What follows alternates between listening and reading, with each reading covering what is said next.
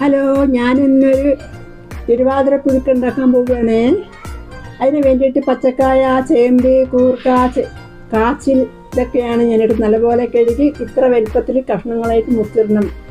വൻപയർ, മുതിര വെള്ളത്തിൽ 4 മണിക്കൂർ കുതിർത്താൻ വെച്ചതിന് ശേഷം അത് കുക്കറിൽ 4 വിസിൽ വെച്ച് വേവിക്കണം. 1.5 മുറി തേങ്ങ, 2 വറ്റൽമുളക്, 2 പച്ചമുളക്, കുറച്ച് ജീരകം, കുറച്ച് മഞ്ഞൾപ്പൊടി ഇട്ടിട്ട് തരുതരുപ്പായിട്ട് അരച്ച് വെക്കണം. വേവിച്ച് വെച്ച വൻപയറിലേക്കും മുതിരയിലേക്കും നമ്മൾ ഈ കഷ്ണങ്ങളെല്ലാം ഇട്ട് പാകത്തിന് വെള്ളം ഒഴിച്ചതിന് ശേഷം പാകത്തിന് ഉപ്പ് ഇടുക, കുറച്ച് കറിവേപ്പില ഇടുക. അതിൻ്റെ ശേഷം കുക്കർ അടച്ച് വെച്ച് 2 വിസിൽ ബസ്. വേറൊരു പാത്രത്തിലേക്ക് ഞാൻ ഒരു 1/2 കപ്പ് കടലയ്ക്കും 1/2 കപ്പ് ചെറുപയറും വേവിച്ച് വെച്ചിട്ടുണ്ടായിരുന്നു. അത് ഇടുക.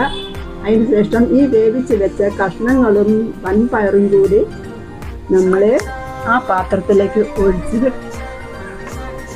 ഒഴിക്കുക. അതിന് ശേഷം ഒതുക്കി വെച്ച തേങ്ങ അതിൻ്റെ അകത്ത് ഇട്ടതിന് ശേഷം മിക്സ് ചെയ്യുക, നല്ലപോലെ മിക്സ് ചെയ്യുക.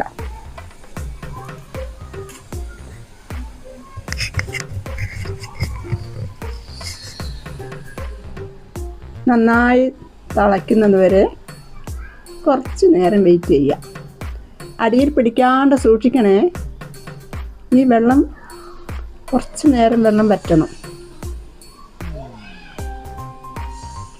തിളച്ച് തുടങ്ങി. അതിന് ശേഷം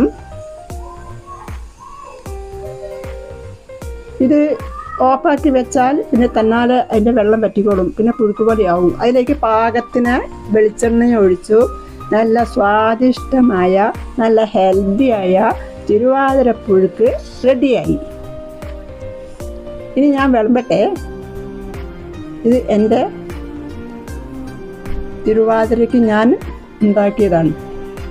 അതിൻ്റെ കൂടെ ചൂടുള്ള ചായയും പുഴുക്കിൻ്റെ കൂടെ കഴിക്കാൻ വളരെ നല്ലതാണ്. നിങ്ങൾക്ക് ഇഷ്ടപ്പെട്ടാൽ സബ്സ്ക്രൈബ്